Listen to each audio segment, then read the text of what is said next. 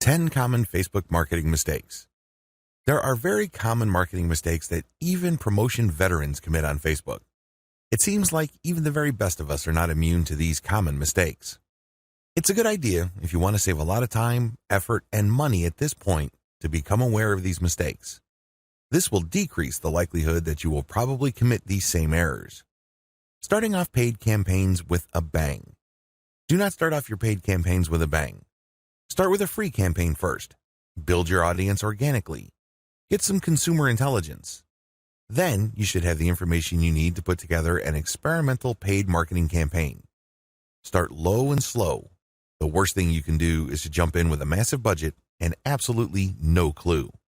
Starting a paid campaign with an immature page.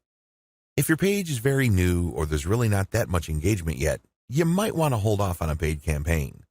You simply don't have enough target audience profiling information to base a successful paid campaign on. Using mass content posters with discovery tools. Many marketers use some sort of one-size-fits-all mass promotions tool for Facebook. They would discover all sorts of Facebook groups and pages, and then they would use this tool to spam those areas. Don't do that. You're not doing your brand any favors when you do that. All you're really doing is you're spamming. It's only a matter of time until you get banned. Promoting direct affiliate links or direct sales page links. There's an old saying, you can lead a horse to water, but you can't make it drink. By the same token, you can get a lot of people on Facebook to click on your links, but don't expect them to convert once they go to that affiliate sales page or your own direct sales page. Why won't people buy? After all, they did click on your ad, right?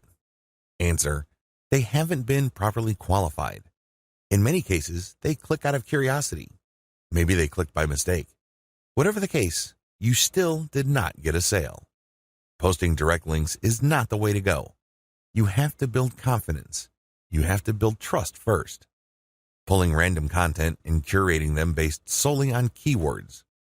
You can't be lazy and just set Facebook publication tools up to just pull any and all content from Facebook that has something to do with your keywords and then just blast them out. You're just spamming when you do that. You have to be very deliberate and careful regarding the kind of content, whether curated or not, that you will associate with your brand. Rotating and republishing the same content over and over again. Have you ever gone to a Facebook page and it seems like all the content got reposted over and over again within the same day? The idea behind this practice is that the more Facebook audience members see the content, the more likely they will click through. It looks like you're just spamming your page fans over and over again. Don't be surprised if they unlike your page. Wholesale optimization of ads. Another common rookie mistake on Facebook involves paid ads. If you notice that one of your ads is simply not performing, it's very tempting to just come up with a brand new ad by completely replacing the ad with something that looks totally different. When you do this, you really don't know which part of the new ad is succeeding or failing. You're basically taking shots in the dark. If your ad's performance improves, you don't know what caused the improvement. You have to have some sort of strategy or method that will enable you to track where the improvement in your click-through and, ultimately, your conversion rates are coming from. Simply swapping out ads in total or in whole doesn't really give you the data that you need to make effective decisions. Copy and paste competitor ad strategy. Some marketers are so lazy that they would just look at their competitors and essentially just copy their ads. Of course, they're not going to copy word for word, but they still end up failing. How come? Well, your competitor spends a tremendous amount of money optimizing the ads that they're showing. Their ads work. However, you won't get a competitive advantage if you copy them wholesale. You can't just copy somebody's ad without knowing what you're doing. Indeed, only a certain portion of your competitors' ads truly deliver results. If you don't know what you're doing, you don't know what portion that is, so you're basically taking a wild stab at your ad's design.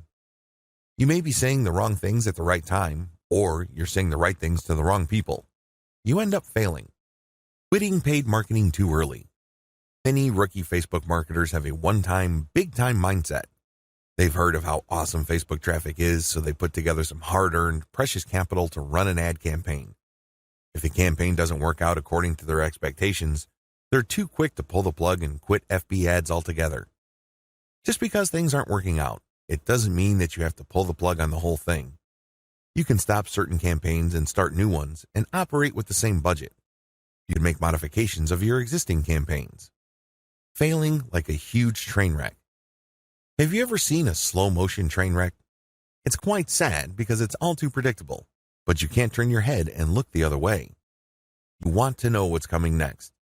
You know, at the back of your head, what exactly is going to happen, but it's so slow, so massive, that you just can't help but look. Your Facebook marketing campaign can proceed the same way. You know that the campaign is failing, but you can't quite put your finger on the cause. So you just go through the motions like a deer with its eyes caught in the headlights. Why not choose to learn how to fail quickly? Since you're not going to make 100% of your shots, learn to live with this fact and move on. Learn to fail quickly using a tiny budget. This way, you can run many different experiments. Even though the vast majority of them are failures, that's okay. You only spend a fairly small amount of money figuring out winning ads. Please understand the nature of the 10 mistakes above. Imagine yourself being in situations where these mistakes are likely to take place. Learn how to spot them well in advance.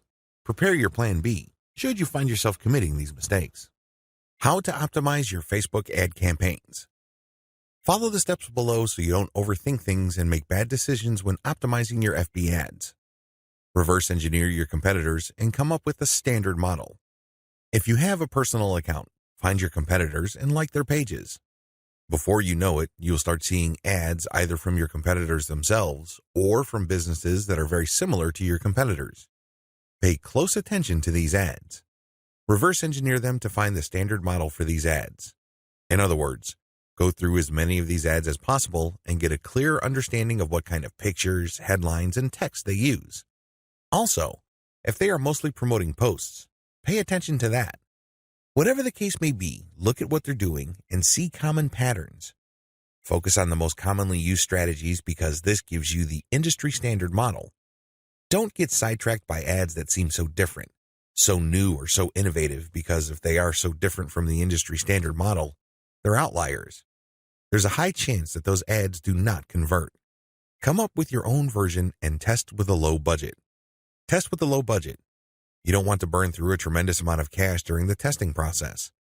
There will be a time and place for you to get crazy with the budget, but now is not the time. Create variations and test. Now that you have come up with your own version of the standard model, create variations of it and then run low-budget tests. Do not do this randomly. Do not do this based on your feelings or impulses. Instead, you have to follow certain rules on how to create variations. Otherwise, you wouldn't know which part of the ad accounts for its greater success. I've seen this happen many times. In fact, I've committed this mistake before. I would take an ad and test it. I would notice that it's not getting that many clicks, so I'd change half of the ad. Maybe I changed the picture and then the headline, or I would change the heading and the description. Whatever the case may be, I would change half of the ad, and sure enough, it would improve. But when I try to improve things again by changing the other half of the ad, it falls apart. You want to establish a way of effectively tracking which changes accounted for which improvement. By using this method, you can optimize parts that work to reach peak convertibility and then work on the other elements of the ad that could use some improvement. However, you have to do this in a systematic way. I've described this in the section below. Pick the winner and make further variations. Now that you have made variations of the original and you ran a test, there will be at least one winner. It gets the most clicks and conversions. Make variations of it and you run the test again. Keep testing until you find the ad that delivers the best return on investment. The end of this process is pretty straightforward. You keep making variations and you keep testing on the cheap until you find an ad that delivers the best ROI. In other words, it delivers the most conversions while costing very little money. I know it sounds like a fantasy at this point, but it is doable with testing. Scale up. Increase your ad budget to your winning ad to pump a massive amount of traffic to it. You should only do this when you are dead sure that you have a winning ad on your hands. In other words, you have tested it rigorously and have optimized it to the point that it cannot improve its conversion rate any further. That's when it's ready to go big time. Make sure you optimize on an elemental level. The big problem with the ad optimization method I described above is how do you know which part of the ad to change up? How do you know which part of the ad to optimize? Wholesale variations do not work.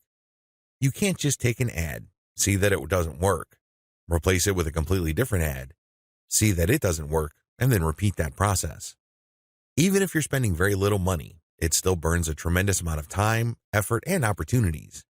You need to have a better way to turbocharge your results. Vary on an element-by-element basis. I would take an ad, and I would restrict my optimization to a specific element of that ad. Every ad actually has many elements. There's the graphics, the heading, the description, the link.